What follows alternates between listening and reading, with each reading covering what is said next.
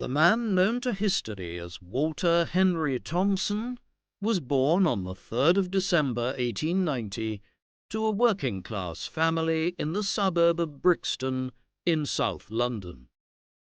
His father was James Richard Thompson, who worked as an insurance agent, while his mother, Rebecca, ran a kiosk selling sweets while bringing up the family's 11 children. The young Walter went to Hackford Road Board School in the nearby district of Stockwell. He developed a strong sense of right and wrong at a young age when, after being hit by the boy who shared his desk, Thompson complained to the teacher, only to have the boy claim the opposite. Seething at the injustice, Walter refused to be caned, an all too common punishment used in schools at the time, and only accepted the punishment when threatened with expulsion. He later got his own back by beating up the boy outside of school hours. Growing up in an impoverished family, at the age of 8, Walter took a part-time job cleaning windows at a shop every morning before running 3 miles to get to school on time, which often caused him to fall asleep during class. At 14, he finished his formal schooling and started working as a telegraph messenger at the post office on St. James's Street in the West End of London. After several years there, he found a new job as a stockkeeper at a shirt company in East London. An event in his young adult years resulted in Thompson's first interaction with Winston Churchill. On the 16th of December 1910, a gang of Jewish Latvian refugees in London who had fled anti-Semitic persecution in the Russian Empire had broken into a jeweller's shop before killing 3 policemen sent to arrest them. After their leader was killed during the gunfight, 2 of the Latvians took refuge at a house on Sydney Street in Stepney in East London. After receiving a tip-off about the hiding place, on the morning of the 3rd of January 1911, the Metropolitan Police began to besiege the house. By 9 o'clock in the morning, the police requested military support, and Churchill, who was serving as the Home Secretary at that time, sent a detachment of 21 Scots Guards to assist the police operation. Out of curiosity, Thompson went to Sydney Street and made his way to the front of the crowd of onlookers. Just before noon, Churchill himself arrived to observe proceedings. The shooting intensified, and the Home Secretary narrowly avoided being shot when a bullet flew through his top hat. By 1 in the afternoon, the building was on fire, and Churchill instructed the fire brigade to allow the house to burn.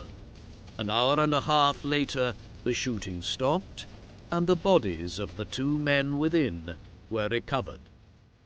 As he witnessed the Home Secretary's brush with destiny, Thompson could not have known that a decade later he would be responsible for Churchill's personal security.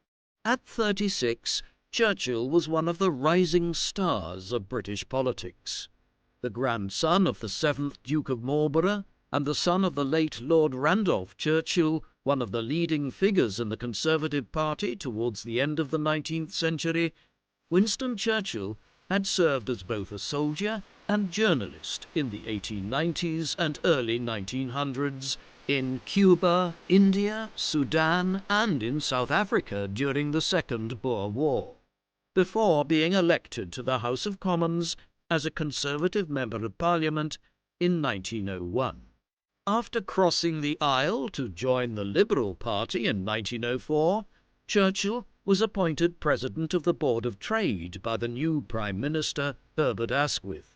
Working closely with the Chancellor of the Exchequer, David Lloyd George, Churchill introduced a series of social reforms, including an 8-hour workday for miners, a minimum wage for low-paid workers, and the creation of labour exchanges for the unemployed to find work. Yet, while he introduced workers' reforms, Churchill was also known for opposing the unions and strike movements, and for many years before he began working for him, Thompson was critical of the Home Secretary on account of his own working-class background. By the time of the siege of Sydney Street, Thompson was engaged to Kate Beale, the daughter of a cabinet maker whose family lived in Leighton in East London, whom he would marry later in 1911. A keen football player, he played as an amateur for Clapton Orient, the club now known as Leyton Orient. He was scouted by Arsenal and offered a professional contract, but was forced to turn it down when his mother disapproved. At around this time, Thompson was walking through the market when he witnessed a man trying to attack a policeman with a wooden plank. After helping the policeman wrestle the assailant to the ground until reinforcements arrived, he was invited to the police station a few days later and given a silver pocket watch as a reward for his gallantry. Thereafter, Thompson became a volunteer police officer in Leighton and took some night classes to improve his literacy with a view to becoming a professional police officer, encouraged to do so by a police sergeant who lived next door to the Beales.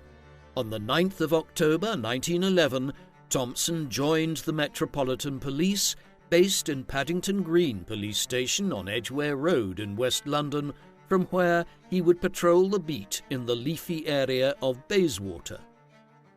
In the spring of 1913, Constable Thompson was informed by a senior officer that there were 13 vacancies for detectives in the Special Branch, the unit of the Metropolitan Police responsible for investigating politically sensitive issues, which was then being expanded to deal with the wave of political protests and social disruption instigated by the suffragettes, the women's rights organisation led by Emmeline Pankhurst, who were campaigning aggressively for women to be given the right to vote in the United Kingdom. Thompson went to the headquarters of the Met at Scotland Yard to sit the exam and was duly admitted. As a detective, he was involved in tracking the movements of the suffragettes from their headquarters in Kingsway in central London. Thompson got to know the Pankhursts and the other suffragette leaders during this period and found it distasteful when many were arrested in the mid-1910s and were subjected to force-feeding in prison after going on hunger strike. Aside from trailing suffragettes, Thompson was involved in tracking down anarchists and communists during this period. In late 1913, as diplomatic tensions were increasing throughout Europe in advance of the outbreak of the First World War, Special Branch was closely tracking the activities of suspected German spies in Britain. When war finally did break out in the late summer of 1914, Thompson was involved in the roundup of almost 500 suspected German agents across the country. It was also in this context that he finally began working as a bodyguard for Churchill, who, by then, was serving as First Lord of the Admiralty, the governmental head of the British Royal Navy. In early 1915, Thompson was assigned to Churchill's protection detail.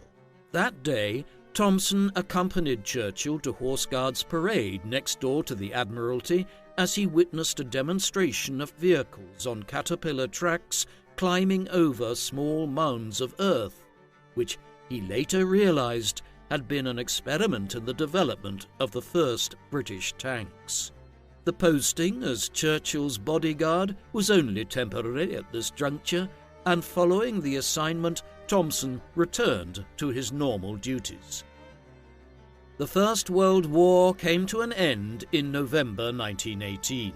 In the months that followed, Thompson was assigned to Churchill's protection detail on a number of occasions, who by then was the Secretary of State for War, charged primarily with demobilizing the hundreds of thousands of British soldiers and army staff still present in France.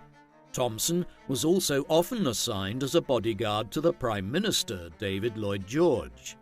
It was a particularly dangerous time for British political leaders as a guerrilla war had broken out in Ireland, where Catholic nationalists aimed to end British rule after hundreds of years. The Irish Republican Army, or IRA, was not above attempting to assassinate Lloyd George, and senior members of the British government and bodyguards like Thompson were in high demand. Thompson, though, was unimpressed by Lloyd George's frequent affairs and asked to be relieved of his duties within a few months. As a result, in February 1921, he was reassigned to be Churchill's personal bodyguard, Churchill having become a primary target for assassination by the IRA, as he had established the Black and Tans, a hated paramilitary force which was notorious for the atrocities it committed in Ireland. After an initial 2-week probationary period in this role, Churchill asked Thompson to be by his side permanently. Thompson would go on to shadow Churchill for 2 stints, which would account for almost 18 years of his life. Churchill's subsequent position as Secretary of the Colonies gave him responsibility for the Middle East in the early 1920s. The region had been under the control of the Turkish Ottoman Empire since the 16th century, but Ottoman defeat in the First World War saw the region occupied by the British and French. Britain was responsible for Palestine, Transjordan, and Mesopotamia, with the French in the Lebanon and Syria. However, many Arab groups were agitating for independence, and the Jewish people were also calling for their own nation-state in the Levant. In an effort to resolve these tensions, Churchill convened a conference in Cairo in Egypt in March 1921. Thompson accompanied him to North Africa. As his advisor on Middle Eastern affairs, Churchill had brought with him T.E. Lawrence, who had played a significant role during the war in galvanizing Arab opposition to the Ottomans. Lawrence informed Thompson that Churchill's life would be endangered throughout the trip, but that his job would be made easier by the support of the Egyptian police under Sir Thomas Russell, known in Egypt as Russell Pasha. Churchill had a tendency to put his life in danger even without the help of potential assassins, and on a trip to the pyramids of Saqqara, Thompson was aghast when Churchill fell off his camel. During the conference, Churchill paid a visit to King Fuad of Egypt at the Abdin Palace in Cairo. Thompson was forced to cede his place next to Churchill to Field Marshal Viscount Edmund Allenby, British High Commissioner in Egypt and the commander of British forces in the Middle East during the First World War. Thompson was riding in the second car with a sergeant of the Royal Air Force when a mob descended on the British party. Though Churchill and Allenby managed to get through, the palace sentries closed the gates on Thompson's car, which was soon attacked by the mob. Consequently, Thompson and the sergeant had to beat back the mob with their fists, forcing the protesters to withdraw. Thereafter, Thompson and Churchill prepared to depart for Jerusalem by train. Thompson was informed of potential threats to the colonial secretary in Gaza. When the train pulled into the Palestinian city, a restless crowd of roughly 2,000 people had gathered. As the mounted police clashed with the crowd, an anxious Churchill asked Lawrence what was happening. Thompson witnessed Lawrence's authority among the Arabs when all he had to do was wave his hand and say a few words in Arabic before the crowd moved aside and cheered heartily for Churchill. Although Churchill and the British government were unable to find a solution to the Palestine issue, the Cairo Conference resulted in the creation of the Emirate of Transjordan on the east bank of the Jordan River, headed by Abdullah bin Hussein, whose brother Faisal became king of Iraq, a new kingdom carved out of Mesopotamia. Back in Britain, Churchill's attention returned to Ireland. Faced with increased threats from the IRA, Churchill invited Thompson to his house in Sussex Square, north of Hyde Park, and showed him the security precautions he had taken in his bedroom, including a steel-plated chair between the bed and the door which concealed a .45 Colt pistol. Thompson would spend his nights sleeping with his junior officer in a nearby room. Although Churchill had long believed that it was necessary to defeat the IRA completely before any negotiations could begin, by the summer of 1921 he and Lloyd George realized this was unrealistic and offered peace talks to the Irish Republicans. Eamon de Valera, the president of Dáil Éireann, the Irish Parliament, asked Arthur Griffith and IRA commander Michael Collins to lead the Irish negotiating team in London. When Sir James Craig, the leader of the Unionists in Northern Ireland, protested at the prospect of Irish independence, Churchill asked Thompson to arrange for the two men to be conducted into the Colonial Office via separate entrances before leaving them alone and locking the doors. The half-hour meeting between the two opponents enabled negotiations to carry on. On the 6th of December 1921, the Anglo-Irish Treaty was signed, leading to the partition of Ireland.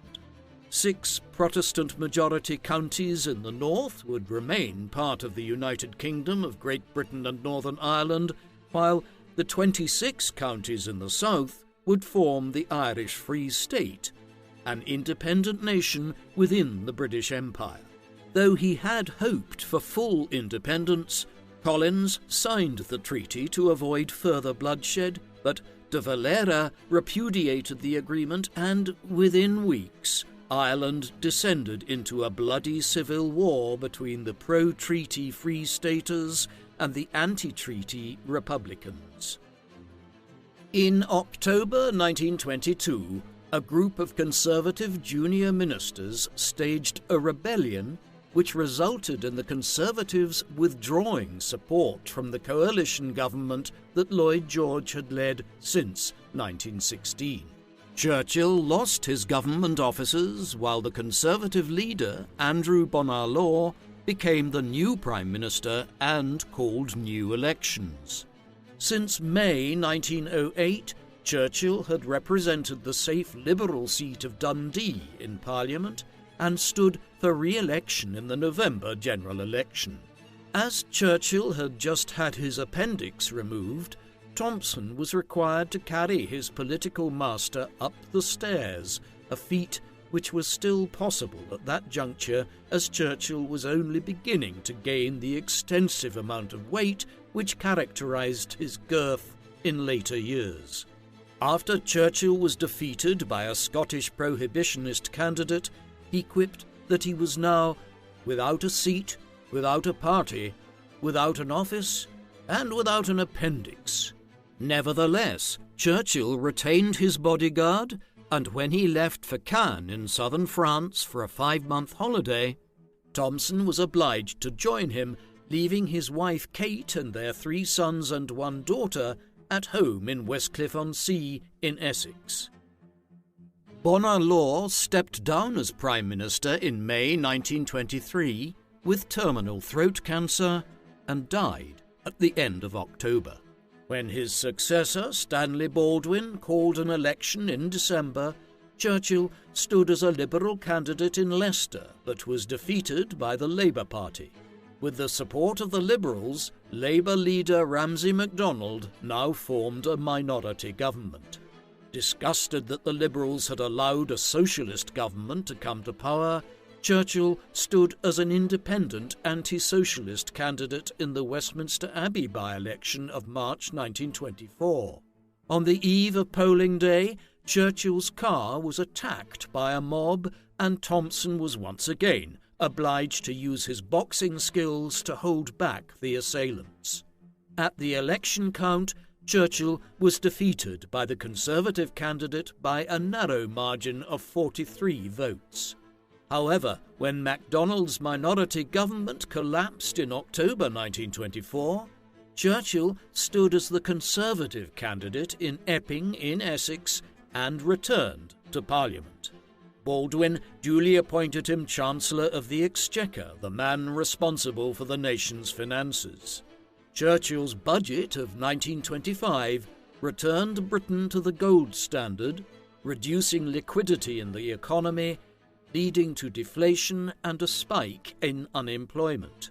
Shortly afterwards, the unions declared a general strike in May 1926 and led to a spike in fractious crowds surrounding Churchill when he travelled around Westminster and London. Thompson organised security and accompanied Churchill for 19 hours every day as he split his time between the Treasury and other duties. Eventually, he negotiated with the unions, and the general strike was called off. In the late 1920s, when Churchill was not busy with his political duties, he was supervising building work at Chartwell, his country house in Kent. After Churchill developed a hobby of bricklaying, Thompson mixed the mortar for him. One day, when Churchill was experimenting with the water features in the garden, he fell into the mud of a lake bed that was not yet dry, and Thompson hurried over to pull him out. Thompson brought his family to Chartwell each summer, and Churchill grew fond of the children. Around 1929, when Thompson's 8-year-old daughter Grace fell ill and risked losing her hearing, Churchill arranged for her to see a specialist and paid the medical bills. All of this indicates that while Thompson worked for Churchill, there was also a growing friendship between the pair, despite their vastly different backgrounds in an age when social class was a major component of British life. In the general election of May 1929, the Conservative government was defeated and Labour took power for a second time. As he was no longer in office, Churchill's protection was withdrawn, and Thompson now returned to tracking down political extremists with the police. In January 1931, Churchill resigned from the Shadow Cabinet in protest against Baldwin's support of Labour's policy to grant India dominion status within the British Empire. Churchill's belief that the Indians were not ready for self-government led to new threats on his life from Indian nationalists. This was shortly before he was to leave for a lecture tour in the United States, through which he aimed to recoup significant amounts of money which he had lost as a result of the Wall Street crash of 1929, and Churchill arranged for Thompson to be back by his side for the trip.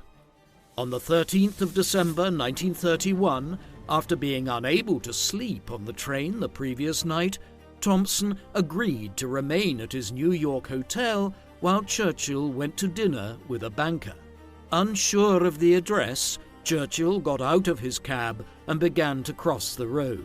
Forgetting that Americans drove on the right-hand side, he was hit by a car and taken to hospital with serious injuries. A guilt-ridden Thompson hurried to the hospital, where he restricted access to the patient and fended off inquiries from the British and American press. After Churchill was released, Thompson accompanied him to the Bahamas to help his recovery before the pair returned to the United States to complete the rescheduled lecture tour. After a lecture in Chicago, Churchill was in the entrance hall when Thompson saw an Indian nationalist rushing at Churchill with a hand in his pocket. Thompson pulled out his gun and sent the Indian crashing into the glass door. In August 1931, as Ramsay MacDonald's Labour administration struggled to deal with the global depression, King George V asked MacDonald to form a national government with the Conservatives and Liberals. When Thompson returned to Britain in March 1932 after the end of Churchill's tour, he briefly served as the protection officer for James Henry Thomas, the Labour Secretary of State for Dominion Affairs. Thompson enjoyed working for Thomas, who was a fanatic about sports, but upon his promotion to detective inspector in 1935, He began protecting foreign dignitaries such as Crown Prince Saud of Arabia and Prince Paul of Yugoslavia during state visits to England. However, shortly thereafter, Thompson retired as a policeman. He was only in his mid-40s, but he was seeking to rebuild his family life, which had been greatly damaged by his long hours and lengthy absences from England altogether since the early 1920s. Nevertheless, Thompson struggled to adjust to life after leaving the police force, spending the next 2 years inspecting garages for the Motor Trade Association and running several businesses. He remained in contact with Churchill, whose prospects of returning to government appeared rather slim, even after Baldwin returned as Prime Minister in June 1935. Churchill was a part of a small minority of British politicians who warned of the threat from Adolf Hitler's Germany and German rearmament after the Nazis came to power there in 1933. They are often termed Churchill's wilderness years, owing to his declining political fortunes. In late 1938, Thompson published his first memoir, Guard from the Yard, describing his work protecting Churchill and other political dignitaries. When he visited Churchill at Chartwell in April 1939, the latter predicted that Britain and Germany would be at war within 6 months. Hitler had just invaded Czechoslovakia a few weeks earlier, breaking a promise he had made to British Prime Minister Neville Chamberlain the previous autumn, and Germany now seemed poised to invade Poland. On the 22nd of August 1939, Thompson was surprised to receive a telegram from Churchill summoning him to Croydon Aerodrome at 4:30 p.m. the following day. While visiting the south of France, Churchill had been informed by French intelligence he was a target for Nazi snipers. After meeting Thompson, Churchill offered him £5 a week to serve as his personal bodyguard, an arrangement that was formalized by the Metropolitan Police within days. The same day, Germany agreed a non-aggression pact with the Soviet Union, one which gave Hitler a free hand to launch his invasion of Poland on the 1st of September 1939. Churchill did not yet have a ministerial job when Germany invaded Poland, but when Britain declared war on Germany on the 3rd of September 1939, he returned to his old job as First Lord of the Admiralty. Although Britain and France had gone to war in response to the invasion of Poland, there was little either could do to prevent Poland's occupation by Germany and the Soviet Union. Thompson accompanied Churchill to France, where the latter inspected the Maginot Line, the imposing network of defences on France's eastern frontier with Germany. Churchill warned that the Germans might seek to bypass the Maginot Line, but the French dismissed these concerns. On the morning of the 10th of May 1940, the German military machine rolled into Belgium and the Netherlands in preparation for an invasion of France, as Churchill had predicted. That same day, Chamberlain resigned from the premiership, and Churchill succeeded him as Prime Minister at the age of 66. After forming a national government with Labour and the Liberals, he told the House of Commons on the 13th of May, "I have nothing to offer but blood, toil, tears and sweat." As Churchill's soaring rhetoric rallied the nation in its darkest hour, Thompson was often present as Churchill dictated his early drafts, which were typed up by his secretaries Kathleen Hill and Mary Shearburn. Thompson was often based in Shearburn's office, and the pair formed a close friendship. Though he was still married to his wife, Kate, she and Walter were effectively separated, and he had already been in a romantic relationship with Marjorie Wigley before the war. By 1940, Thompson and Shearburn were going to movies and football matches together, the beginning of a long relationship. Following the German invasion of France, the British Expeditionary Force had been sent across the Channel, but French resistance had crumbled, and by the end of the month, Churchill ordered the evacuation of all British units from the port of Dunkirk in northern France. The Prime Minister flew to France on 6 occasions, seeking to persuade the French government to continue the fight. On the 13th of June, after Churchill encouraged his French counterpart Paul Reynaud not to surrender, the latter's mistress attempted to attack Churchill but was intercepted by Thompson. On their return flight to England, a German Heinkel dive bomber suddenly appeared, forcing the civilian pilot to dive into the sea mist to escape the clutches of the German aircraft. Despite these hazardous efforts by Churchill, the newly appointed French Prime Minister, the First World War hero Marshal Philippe Pétain, surrendered on the 25th of June. As the British government began efforts to capture parts of the French fleet in the Atlantic and Mediterranean to prevent it falling into Nazi hands, Thompson feared that attacks on Churchill would increase, potentially fueled by French exiles arriving in London. Churchill's life was further endangered from the autumn of 1940 onwards as the German aerial bombardment of London, in an effort to force the British into surrendering, commenced. As German bombs rained down on London, Churchill was persuaded by Thompson and others to vacate his residence at No. 10 Downing Street and moved to an abandoned tube station, while the cabinet war rooms were being built under the government offices in Whitehall. Despite these precautions, Churchill often displayed his courage and lack of concern for personal safety by retreating underground only after bombers were flying overhead and the British anti-aircraft batteries had opened fire. Thompson's efforts to encourage his political master to take greater consideration of his safety were often disregarded, leading to many disagreements between the two men, which were usually patched up rapidly. Churchill often hinted to Thompson that he was subject to some form of divine protection, but this supernatural justification did little to calm the anxieties of the policeman. There were many close calls. On one occasion, a shell from an anti-aircraft gun exploded near the entrance of the underground shelter.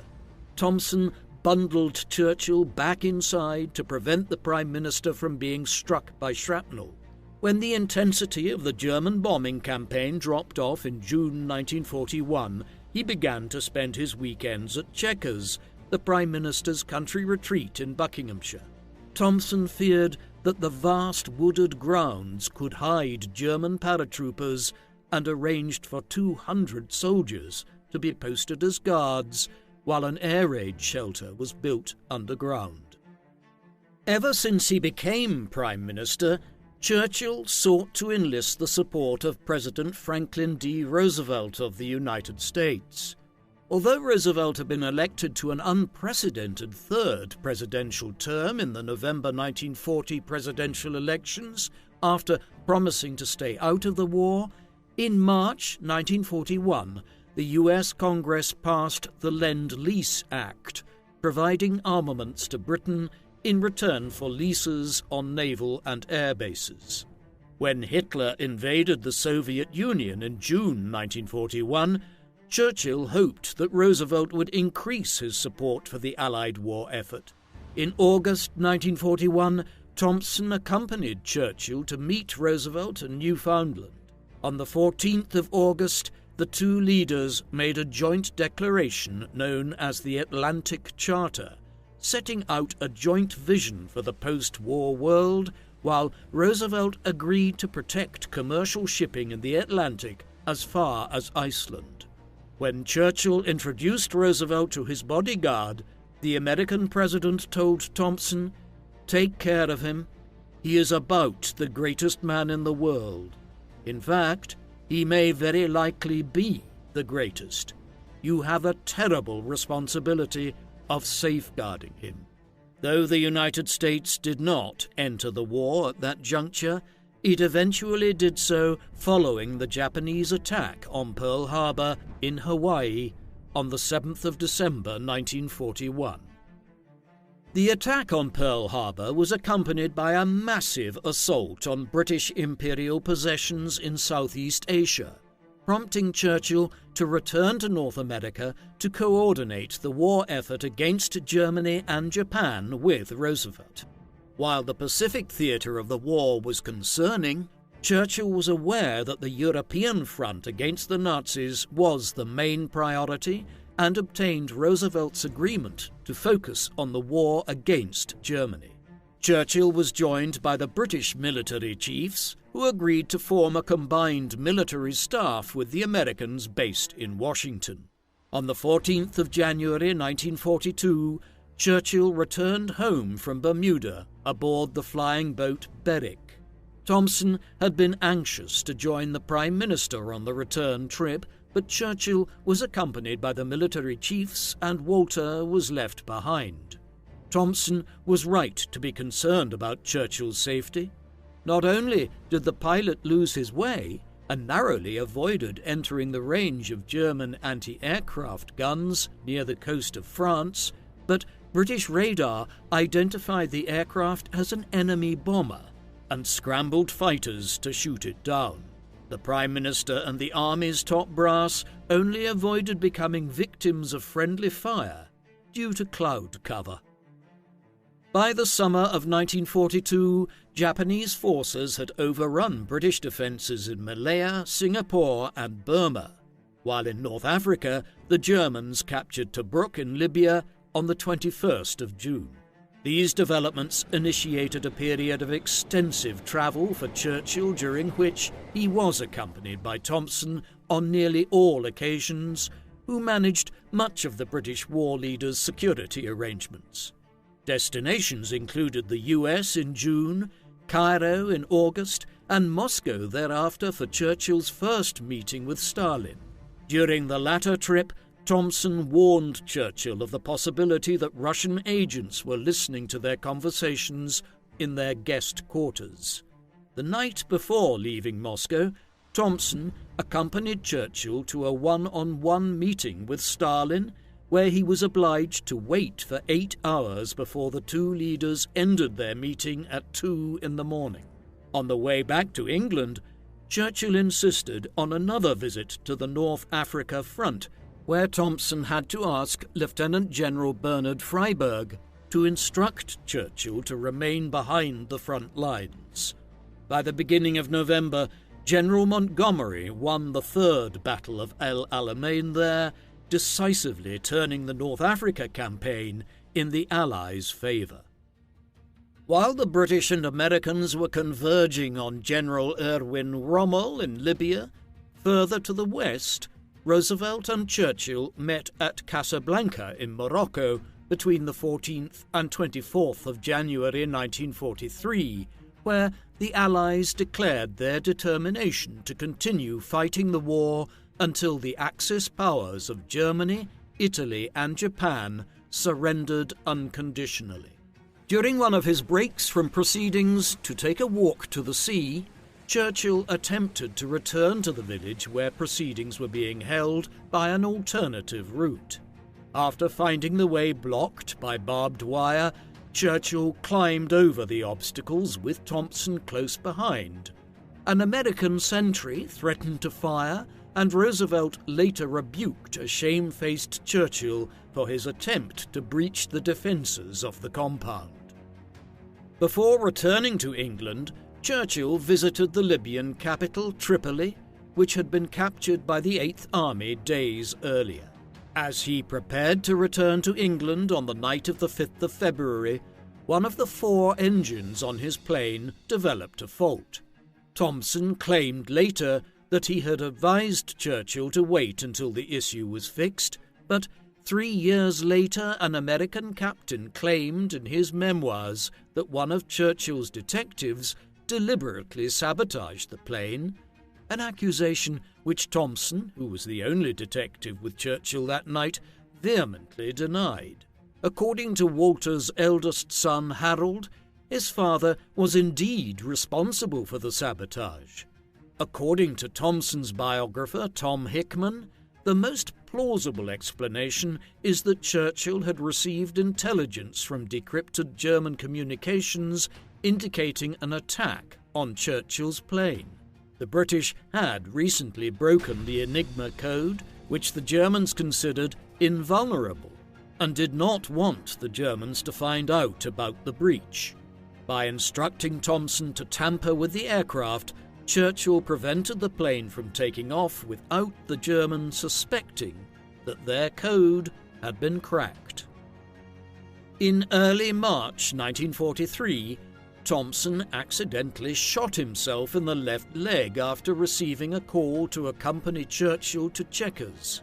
Thompson's 3 sons, Harold, Harvey and Fred, were all serving in the Royal Air Force and obtained leave to visit their father in hospital. As he continued his recovery at Hove on the south coast, Thompson received a telegram informing him that his son, Fred, was missing after operations on the night of the 11th of March, and on the 2nd of April, Fred's death was confirmed. In an age of stoic emotions, Thompson grieved by speaking little of the event. He returned to work shortly afterwards, joining Churchill on a commercial liner to Washington, D.C. for a further conference there. During the crossing, acknowledging the risk of German submarine activity and the possibility that he might be captured, Churchill told Thompson that his Colt pistol was fully loaded and he would fire every bullet in defense, leaving the last for himself. In June 1943, Thompson was awarded the British Empire Medal by King George VI. When the King remarked, "You must have a difficult time guarding the Prime Minister," Thompson replied, "Yes, Your Majesty. Unfortunately, he will not do what he is told for his own safety." To which the King responded, "That is just what I find." A couple of months later, Thompson was back in North America alongside his charge for the Quebec Conference. In the midst of tense negotiations, Thompson joined Churchill and Roosevelt on a fishing trip, where he capsized his canoe after getting caught in the weeds, prompting the Prime Minister to shout, "What are you trying to do, Thompson? Commit suicide?" At Quebec, Roosevelt and Churchill agreed to a joint conference with Stalin at the end of November in the Iranian capital of Tehran.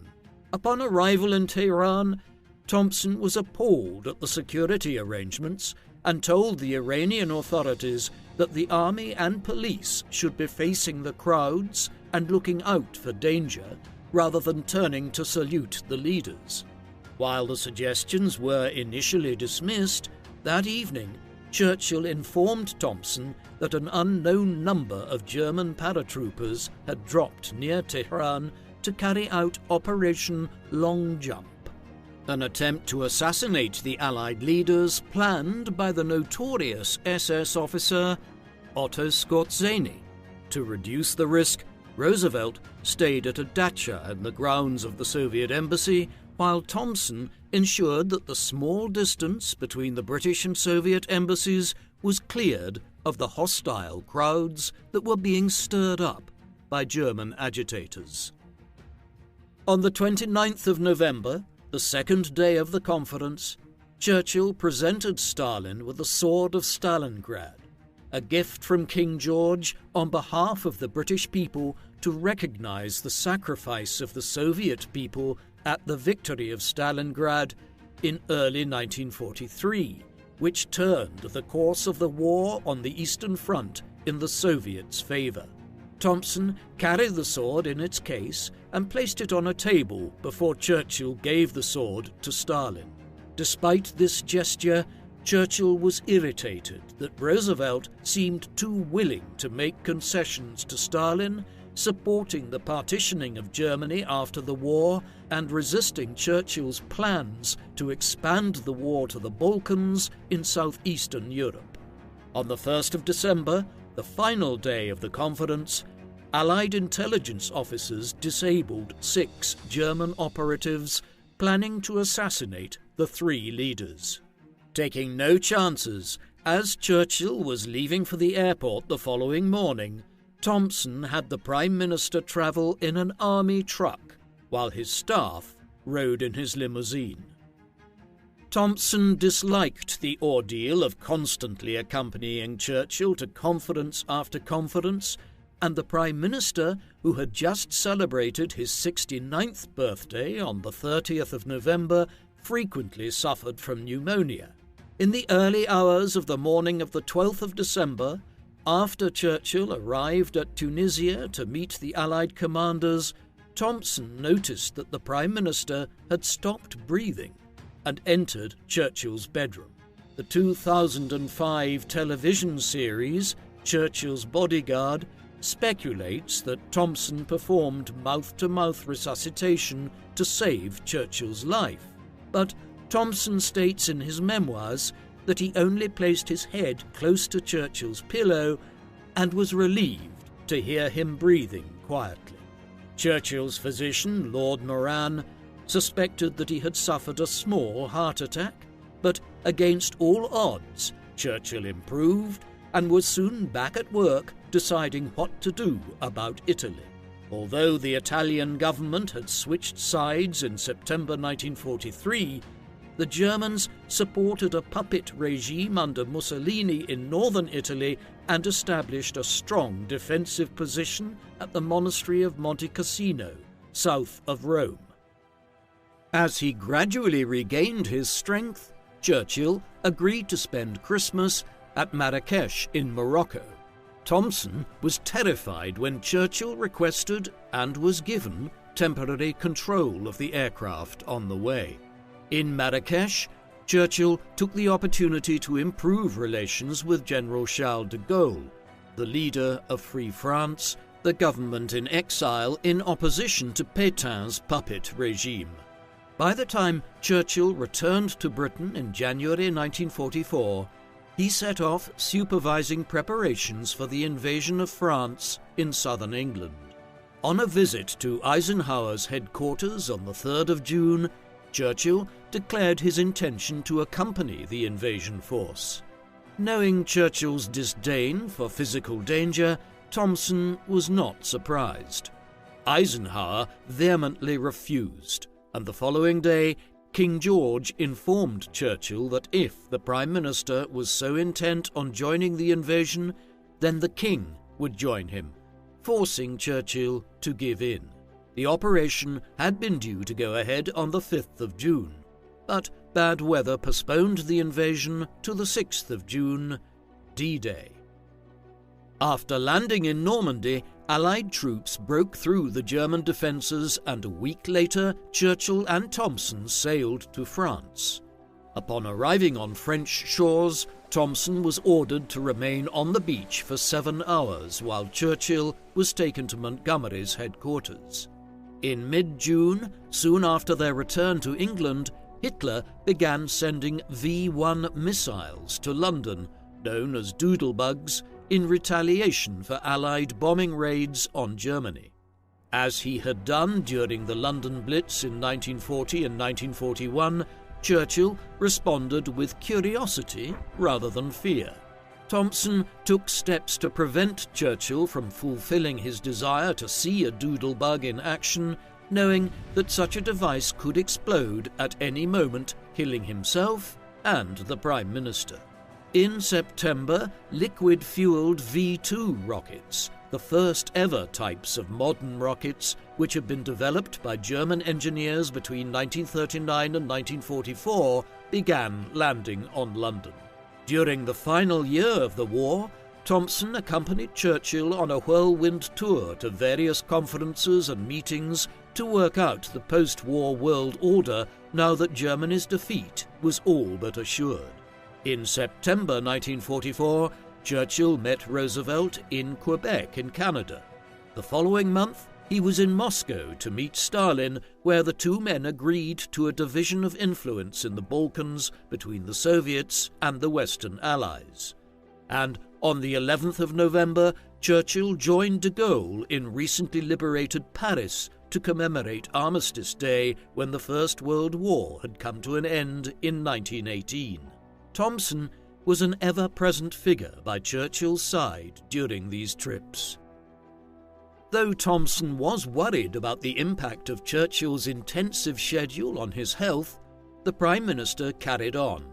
Aged 55, Thompson's own mental and physical health was not in the best condition either. Over the course of 5 years, Thompson had travelled 200,000 miles around the world with Churchill.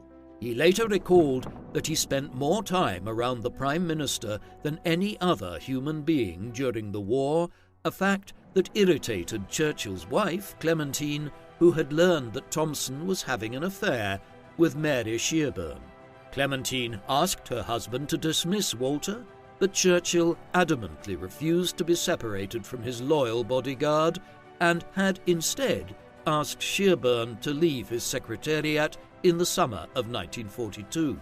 Thompson had attempted to reconcile with his wife, Kate, during the war, but ultimately the marriage had broken down irrevocably, and when Thompson was in hospital in March 1943, neither his wife nor her 2 daughters, Grace and Kathleen, came to visit. All of these developments, travelling, the personal instability and personal grief, took their toll. By the autumn of 1944, still grieving from his son Fred's death and struggling to cope with Churchill's intense schedule, Thompson suffered a quasi-mental breakdown and was forced to spend 5 weeks in Hove to restore his health. In February 1945, by then back at work protecting the Prime Minister, Thompson accompanied Churchill to the Yalta Conference in Crimea, the final occasion on which the 3 wartime leaders would meet. Stalin insisted that Poland would be under a communist provisional government, but agreed to free elections in Poland and other Soviet-occupied territories, a promise he had no intention of keeping. Following the Yalta meeting, Churchill made another quick visit to Greece before seeing Roosevelt, who was terminally ill and would be dead before long, for the final time in Egypt, and meeting with 5 Middle Eastern heads of state who belatedly joined the war on the Allied side. Although the Allied advance in Europe had stalled in late 1944, by February 1945, Field Marshal Montgomery's troops were on the banks of the Rhine.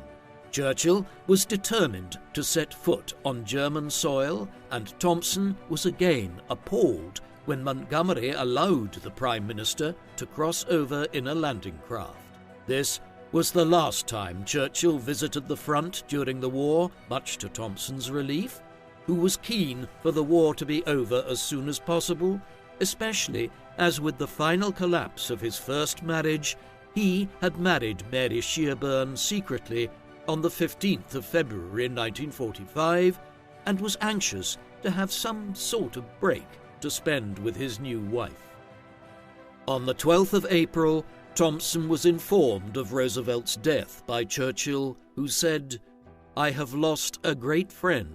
Now we have to start all over again." On account of the Prime Minister's grief that day, Thompson accompanied him late into the night until Churchill could get some sleep. Churchill was much happier at the end of the month when he heard of Mussolini and Hitler's deaths. On the 1st of May, Berlin had fallen to Soviet troops. After the Germans surrendered unconditionally on the 7th of May, Churchill made the official announcement the following afternoon. Thompson arranged for increased protection as Churchill made his way past the cheering crowds from Downing Street in an open-top car to make a statement to the House of Commons. While Churchill was leaving the Commons on the way to an audience with the King at Buckingham Palace, Thompson discovered that he had forgotten to bring along the case of spare cigars that he routinely carried with him, and Churchill asked to go back to collect it before meeting the King. That evening, after Thompson had sent away the open-top car, Churchill sought to go out amongst the crowds again and decided to do so on foot. As they struggled to move through the thick mass of people and vehicles, Thompson helped Churchill climb onto the roof of a car blocking their path, which was met with enthusiastic cheering from the onlookers. Although the war in Japan was not yet over, victory in Europe encouraged the Labour Party to withdraw from the national government, and an election was called for the 5th of July, with results announced later in the month to account for ballots cast by servicemen overseas. At the beginning of June, Thompson informed Churchill that after a health examination he would soon be withdrawn from Churchill's protection. Detective Inspector Lumsden Hughes, who had stood in for Thompson while the latter was recovering from his mental breakdown, was to assume Thompson's duties. As Churchill prepared to go to a final wartime conference with Stalin and US President Harry Truman in Potsdam, Thompson briefed the Royal Marine Guards assigned to the protection of the British delegation.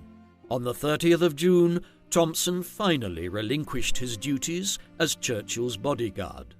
As the two men bid farewell to each other, the Prime Minister said, "Goodbye, Thompson. You can come and see me anytime, anywhere." Upon taking his leave, Thompson informed Churchill of his marriage to Sherburne, and Churchill gave him a substantial cheque as a wedding present. Churchill had gone to Potsdam expecting to return to office, but when the election results came in 4 weeks later, the Conservatives were defeated.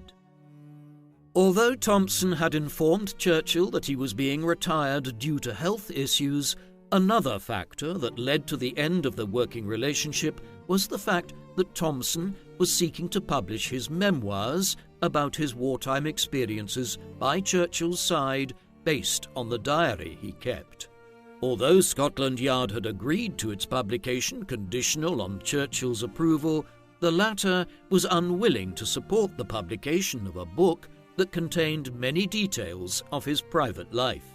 Thompson had, therefore, requested to leave the service in early June, hoping that it would remove an obstacle to publication. After taking his leave from Churchill, Thompson moved to a small bungalow he had bought before the war at Greatstone near the Kent coast. Although he was saddened to hear that Churchill had lost office in the July election, he hoped that this would make it easier for his book to be published, and wrote to Churchill seeking his permission to do so. He was disappointed to receive no response, while Churchill put pressure on the Metropolitan Police to threaten to withdraw Thompson's pension if he were to go ahead with publication, afraid of what the book might reveal about him. In order to supplement his pension of just over £350 a year, Thompson became a rent collector for New Rumney Council and was later elected a councillor. On the 14th of August 1946, Churchill was invested Lord Warden of the Cinque Ports, a ceremonial office with official responsibility for 5 coastal towns in southern England. Thompson was glad to have the opportunity to talk to Churchill briefly after the luncheon, but it was not until May 1948 that he made another unsuccessful attempt to seek permission to publish. Around this time, Thompson and his son Harold bought a nearby garage and worked together repairing motor vehicles and farm machinery. After talking to Christopher Johnson, a customer of the garage who happened to be a publisher, Thompson returned to work on his manuscript and dictated significant changes which were typed up by his wife Mary. In October 1951, the book was published under the title I Was Churchill's Shadow, with a dedication to Thompson's late son Fred. Although Scotland Yard had written to Churchill informing him of the imminent publication and once again threatened to withhold Thompson's pension, this time Churchill expressed his hope that Thompson would be able to keep the pension. Thompson sent a copy of I Was Churchill's Shadow to Chartwell, and the book became a bestseller which transformed the unknown Thompson into an overnight celebrity. Since Thompson did not divulge any military secrets or anything that might jeopardize national security, the Metropolitan Police soon dropped any attempt to sanction him.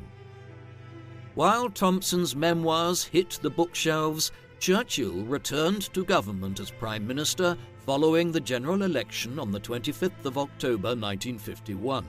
Thompson took advantage of his celebrity status by giving lectures all over the country about his time with Churchill, and after Thompson fortuitously bumped into the Prime Minister, the latter congratulated him for his success. In 1953, Thompson published a slim volume of anecdotes from his time with Churchill under the title 60 Minutes with Winston Churchill, which also sold well. Thompson's fame spread to the United States, and he and Mary went on tour in North America as a double act. The former Churchill's bodyguard, who had saved his life on numerous occasions, the latter his junior secretary, who had typed out some of his most famous speeches delivered to the nation during the darkest days of the war. The couple gave over 400 lectures in North America over 6 tours and frequently appeared on TV together, while an American edition of Thompson's first 2 books appeared under the title Assignment Churchill. By early 1956, Thompson had left Greatstone and moved with Mary to Hill Head in Hampshire. Thompson continued to invite his first wife to family occasions, and Kate and Mary were good friends who regularly called each other on the phone. Churchill resigned from the premiership in April 1955 and was succeeded by his longtime Foreign Secretary Anthony Eden. Thompson continued to follow Churchill's career until his death on the 24th of January 1965. He was invited to his former boss's state funeral at St. Paul's Cathedral on the 30th of January, and several months later visited Churchill's modest grave at Woodstock in Oxfordshire, the burial ground for members of the family near Blenheim Palace.